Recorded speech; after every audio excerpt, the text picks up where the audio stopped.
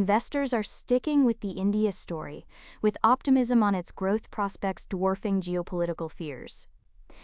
Indian markets shrugged off the latest tensions with Islamabad after New Delhi struck several targets within territory controlled by Pakistan in a military operation early Wednesday.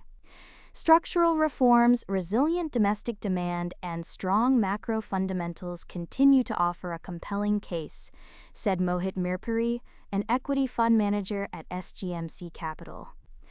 Investors may take a momentary pause, but this doesn't derail India's trajectory as a key allocation in emerging markets, added Mirpuri. Markets also appeared to be drawing support from the progress on India's trade talks with major trading partners, including a free trade agreement with the UK sealed Tuesday. The country is expected to be among the first in the region to strike a bilateral trade deal with the US, potentially before the third quarter of 2025, said Radhika Rao, a Singapore-based senior economist at DBS Bank. We believe Indian assets will remain fairly contained despite the increase in geopolitical tensions with Pakistan, said Johanna Chua, global head of emerging market economics at Citi, in a note to clients shortly after India carried out the strikes. Chua said there were historical precedents for her team's views and pointed to investors' reaction in 2019 in the aftermath of the Pulwama attack, where 40 Indian security personnel were killed in an ambush, leading to Indian strikes on Pakistan-administered territory. Currency markets were fairly contained, and 10-year Indian government bond yields traded within a range of 15 basis points despite an election year and interest rate cutting environment.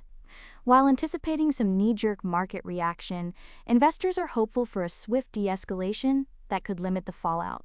Indian shares traded nearly flat in the wake of the military operation, having declined in the previous session. The benchmark Nifty 50 and the BSE Sensex were little changed, signaling investors so far were not perturbed by tensions between the two nuclear-armed countries, though experts did not rule out a sharper market impact if the conflict escalated. Indian equities could still see some volatility over the near term, with downside risks, followed by a gradual recovery, said Kranti Bathini, director of equity strategy at Wealth Mills Securities.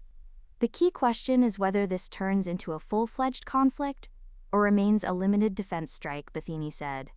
A wider escalation could dent investor sentiment, while a contained response may barely leave a mark on the markets, he said. The rupee weakened 0.33% to 84.562 against the greenback amid a broader depreciation across Asian currencies, though it was still hovering near 3-month highs. Yield on Indian 10-year benchmark government bonds was marginally lower at 6.339%. While the latest exchange of fire has been much more aggressive than the previous episode in 2019, we still think it will end in de-escalation over the coming months.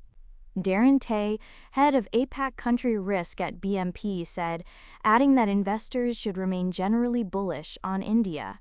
However, others cautioned that the current environment was significantly more intense than in the aftermath of the 2019 attacks. The situation on the border remains quite fluid.